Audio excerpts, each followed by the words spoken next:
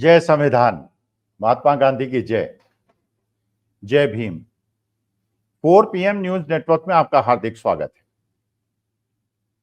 आज मैं सबसे पहले भारतवर्ष के जो मेरी निगाह में सबसे प्रबुद्ध राज्य है, बाकी मैं किसी को बाकी राज्यों को कमतर नहीं दिखा रहा हूं, लेकिन मैं ये मानता हूं कि हिमाचल प्रदेश हमारे देश का शीर्ष है और बड़ी प्रबुद्ध जनता का राज्य है। और मैं बता ही दूं कि मेरा जन्म जो है वो विकास नगर का है, जो देहरादून से चकरौता जाते हैं तो रास्ते में पड़ता है। और मेरा बचपन बीता है क्योंकि विकास नगर जो है बिल्कुल नाहन स्टेट जो हिमाचल प्रदेश की है उससे सटा हुआ स्थान है। तो मैं अपने को बड़ा सौभाग्यशाली मानता हूं कि मेरा जन्म उत्तराखंड में हुआ और मेरा पड़ोसी राज्य हिमाचल प्रदेश है। मैं सरकाज़्म नहीं कर रहा हूं, मैं कोई कटाक्ष नहीं कर रहा, मैं वास्तविकता में बता रहा हूं। मेरे को लग रहा है कि जिस हिमाचल प्रदेश और उत्तराखंड को मैंने बचपन से देखा था, क्या उसके अंदर कुछ सांस्कृतिक परिवर्तन हो गया है? क्या वहां के प्रबुद्ध लोगों के सोचने के तरीके में कोई अंतर हो गया है? उत्तराखंड में 5 लोकसभा की सीटें हैं और हिमाचल प्रदेश में लोकसभा की 4 सीटें। विधानसभा में कांग्रेस की सरकार है। भारतीय जनता पार्टी ने ऑपरेशन लोटस चलाया था और कांग्रेस सरकार को गिराने का प्रयास किया था। 34 सीटें दोनों पार्टी के पास हो गई थी, कांग्रेस के पास और बीजेपी के पास, क्योंकि 6 विधायकों से रिजाइन करवा दिया था कांग्रेस के और 3 इंडिपेंडेंट विधायकों से बीजेपी ने ऑपरेशन लोटस में रिजाइन करा दिया था। और राज्यसभा में भारतीय जनता पार्टी का कैंडिडेट चुन लिया गया था टॉस के आधार पे। अभिषेक मनु सिंघवी चुनाव हार गए थे। लेकिन चलिए, हिमाचल प्रदेश की प्रबुद्ध जनता ने जब विधानसभा के उपचुनाव हुए तो वहां पे कांग्रेस के कैंडिडेट्स को जिताया और जो 3 इंडिपेंडेंट कैंडिडेट्स जिनकी विधानसभा सदस्यता सुरक्षित रहती, लेकिन वो रिजाइन कर दिया उन्होंने विधानसभा से और उनमें से 2 लोग चुनाव हार गए और कांग्रेस की सरकार, सुक्खू सरकार जो है वो आराम से आज की तारीख में चल रही है। तो जिन लोगों ने कांग्रेस के टिकट पे जीत के भारतीय जनता पार्टी के लिए विद्रोह किया, आज वो सदस्यता उनके विहीन हो चुके हैं। तो हिमाचल प्रदेश की जनता और उन विधायकों को पहले तो मैं प्रणाम करता हूं।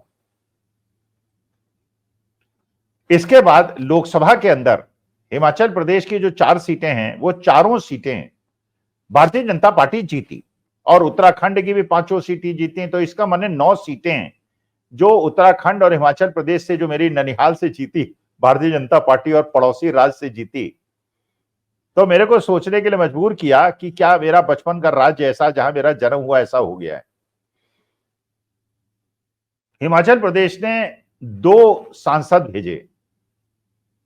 एक अनुराग सिंह ठाकुर को भेजा, जिनको दिल्ली के अंदर माना जाता है अनुराग गोली मारो ठाकुर के नाम से, और एक सांसद को भेजा जिनका मैं बहुत सम्मान करता हूं, महिला हैं और अच्छी अभिनेत्री हैं। उनकी पिक्चरें मैं देखा करता था और उनके अभिनय कौशल का मैं कायल भी था, लेकिन अभिनय कौशल का कायल था उनकी बुद्धिमत्ता का, उनकी बौद्धिकता का, उनके ज्ञान के स्तर का मैं कभी कायल नहीं रहा। तो ये तो अच्छा लगता है कि अच्छी पिक्चरें बनाएं, अच्छी एक्टिंग करें, हम लोग देखें, वो पैसा कमाएं।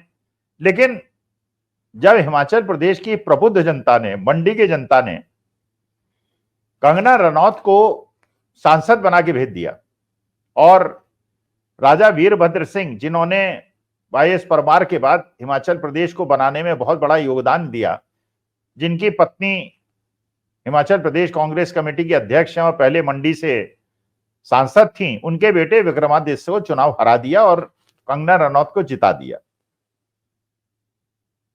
और दूसरा, उन्होंने अनुराग गोली सिंह ठाकुर को जिता दिया, जिनके पिताजी हिमाचल प्रदेश के मुख्यमंत्री रहे, प्रेमचंद धूमल,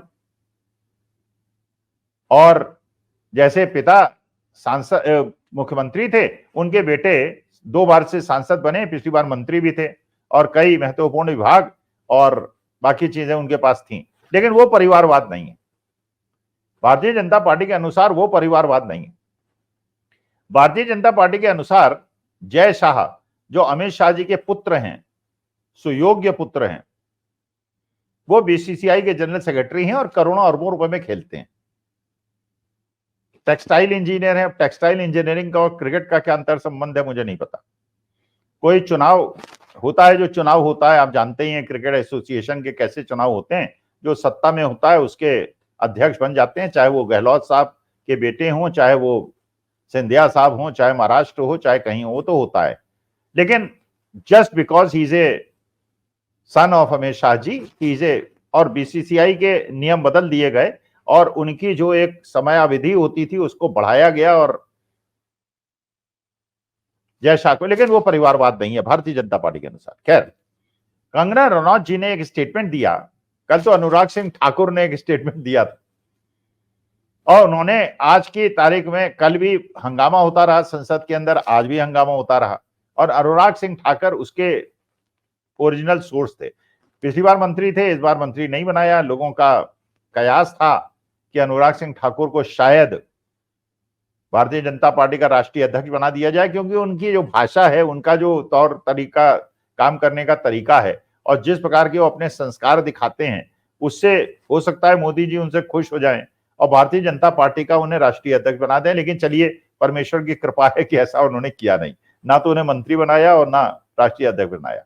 ये वही अनुराग सिंह ठाकुर हैं जिन्होंने, जब दिल्ली के अंदर राइट्स हो रहे थे, तो खुलेआम राइट अफेक्टेड एरिया के पास जाकर खुले मंचों से नारा दिया था, देश के गद्दारों को, और जनता की तरफ से आवाज आती थी, गोली मारो।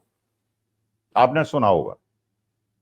माने उत्तेजित करना, उद्वेलित करना, सीधे सीधे न बताना देश के गद्दार कौन है, लेकिन इनडायरेक्टली बताना कि वो देश के गद्दार हैं। जैसे धर्म संसद के अंदर एक देश के एक अभिन्न अंग समाज के लोग, जिन्होंने देश की स्वतंत्रता में बहुत ज्यादा योगदान दिया है, अपने खून से इस देश को सींचा है, अशफाक उल्लाह खां, अब्दुल हमीद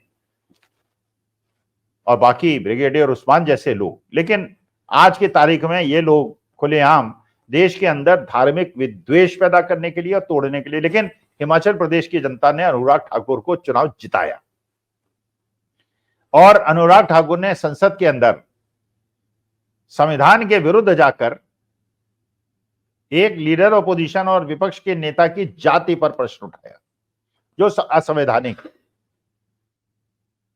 लेकिन उसपे जो सभापति महोदय थे, उन्होंने कोई तुरंत निर्णय नहीं दिया। वो सभापति महोदय ने तो खैर तब भी निर्णय नहीं दिया था, जबकि रमेश विधूड़ी ने खुलेआम एक समाज को गाली दी थी और अपमानित किया था और ऐसी बातें की थी जो किसी भी सब समाज के आदमी को देने की अनुमति नहीं।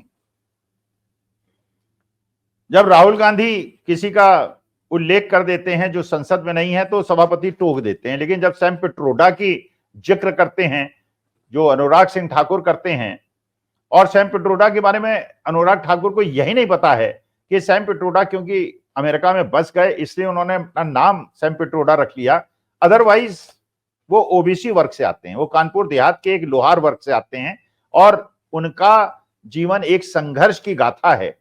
और जिस प्रकार हीन भावना से ओबीसी, एससी, एसटी को ये भारतीय जनता पार्टी वाले लोग देखते हैं, ये दर्शाता है जब उन्होंने सैम पिट्रोडा पे आरोप लगाया कि इन्होंने शायद चक्रव्यूह के बारे में सैम पिट्रोडा से पढ़ा होगा या सीखा होगा, जबकि सैम पिट्रोडा मूलतः हिंदू हैं और ओबीसी समाज के हैं। हिंदुस्तान के अंदर अभी तक 3 बड़े बड़े रेवोल्यूशंस हुए हैं, टेक्नोलॉजिकल रेवोल्यूशन, ग्रीन रेवोल्यूशन और व्हाइट रेवोल्यूशन, और ये तीनों रेवोल्यूशन कांग्रेस के जमाने में हुए हैं। और टेक्नोलॉजिकल रेवोल्यूशन जिसका आज फल भारत ले रहा है, उसका बहुत बड़ा योगदान सैम पिट्रोडा का है। लेकिन उनका मजाक उड़ा देना इसलिए कि नाम क्रिश्चियन है तो शायद वो चिपक जाएगा, लेकिन ये भूलते हुए कि वो हिंदू हैं और ओबीसी समाज से आते हैं। लेकिन जाति पूछना और जाति पूछने की इच्छा होना, ये असंवैधानिक है। हम लोग पूरे हिंदुस्तान के 142 करोड़ लोग, चाहे किसी धर्म समाज से आते हैं, हम लोग एक संयुक्त परिवार। और यही बाबा साहब भीमराव अंबेडकर चाहते थे अपने संविधान के माध्यम से कि हमारे यहां छूत अछूत बंद होना चाहिए। लोगों के घोड़े पे चढ़ने पे जिसके शादी में रोक लगाई जाती है वो बंद होनी चाहिए। कोई छूत नहीं है, कोई अछूत नहीं है।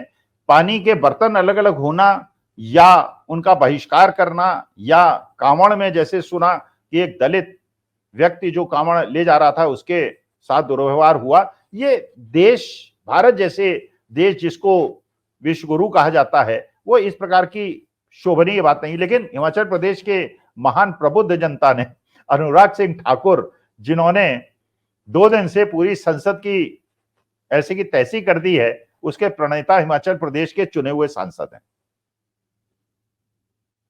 कंगना रनौत जी ने स्टेटमेंट दिया कि राहुल गांधी जिस प्रकार की बात करते हैं उनका ड्रग टेस्ट होना चाहिए, डोप टेस्ट होना चाहिए। जैसा सोशल मीडिया कहता है, मेरे पास कोई पक्का सबूत नहीं है, सोशल मीडिया कहता है कि कंगना रनौत जी ने कुछ वर्ष पहले ये खुद स्वीकार किया था कि वो अपने अर्लियर डेज में ड्रग्स लेती थी। ये भी आरोप लगे, सिद्ध हो, मेरे को नहीं पता सही है गलत, कि बड़े बड़े इंटरनेशनल गैंगस्टर्स के साथ उनके संबंध थे। जबकि इंटरनेशनल गैंगस्टर्स के साथ संबंध के नाम पर प्रफुल्ल पटेल, नवाब मलिक और बहुत लोगों पे आरोप लगाया गया, उन पे सब कुछ किया गया, लेकिन वो भी एक गैंगस्टर के साथ संबंध थी ऐसा बताया जाता है, लेकिन उनपे वो भारतीय जनता पार्टी के सांसद हैं। उन्होंने एक स्टेटमेंट खुद दिया था, ये कन्फेस किया था, बताते हैं लोग कि अपनी मां से उनका विवाद हुआ था, जो आजकल के बच्चों के बीच में जिस प्रकार के सब्जेक्ट्स होते हैं जो हमारी पीढ़ी के समय बिल्कुल स्वीकार्य नहीं थे, लेकिन आज की पीढ़ी के लिए संभवतः स्वीकार्य हैं। और उन्होंने कहा था, I support that which 90% of the Indian population doesn't. और हमारी सभ्यता संस्कृति से वो मेल नहीं खाता, वेस्टर्न संस्कृति से हो सकता है मेल खाता हो, और हिंदू संस्कृति से तो बिल्कुल ही मेल नहीं खाता। लेकिन उन्होंने लीडर अपोजिशन पे इस तरह की बात करके, तो अच्छा प्रस्ताव है, जितने भी मोनो पार्लियामेंट्स हैं उनका सबका डोप टेस्ट हो जाए। कितने शराब रात में पिए थे, कितनों ने गांजा पिया था, कितनों ने और ड्रग्स ली हुई हैं, और उसकी उनकी पूरी हिस्ट्री निकाली जाए कि क्या उन्होंने कभी जवानी में या बचपन में दवा का या ड्रग्स का या शराब का सेवन किया है।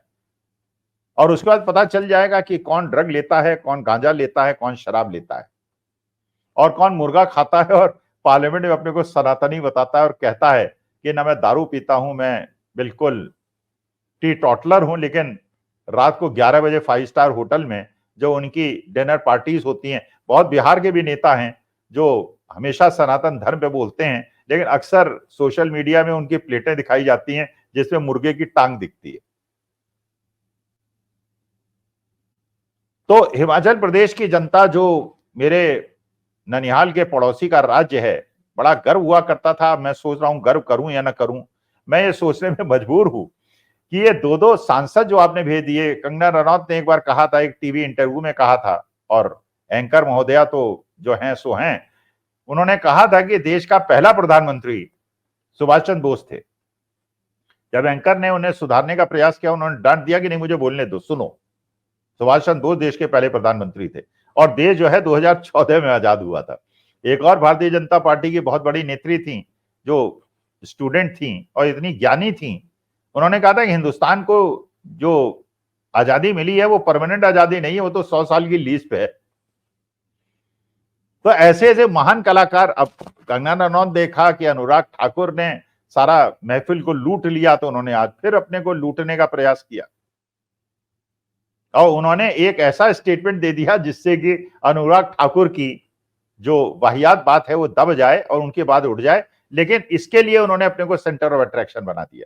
तो उनकी दोनों की आशा है। माननीय मोदी जी ने तो अनुराग ठाकुर के बिल्कुल प्रशंसा भी कर दी, उन्होंने कहा बहुत अच्छा स्टेटमेंट दिया, बहुत अच्छा बोले युवा साथी मेरे, मतलब ही सपोर्ट्स। हो सकता है कि अनुराग ठाकुर या कंगना रनौत को कल मंत्री पद मिल जाए, लेकिन कंगना रनौत को अगर मंत्री पद मिले तो मेरी ये प्रार्थना है उनको विदेश ना भेजा जाए, उनको प्रेस कॉन्फ्रेंस ना भेजा जाए, वरना हमारे देश की भद उठेगी। पिटेगी। और अगर उन्होंने इस प्रकार की बात बोली कि देश का पहला प्रधानमंत्री सुभाष चंद्र बोस थे और इस तरह की बातें करेंगे, जबकि उनका इतिहास सोशल मीडिया के अनुसार कैसा है ये सबको पता है। तो देखते हैं माननीय मोदी जी अनुराग ठाकुर को और कंगना रनौत को कब मंत्री पद से सुशोभित करते हैं, क्योंकि मोदी जी की बात तो मोदी जी जाने या अमित शाह जाने या कोई गुजराती जाने, हमें और आपको तो पता नहीं। नमस्कार, प्रणाम और धन्यवाद।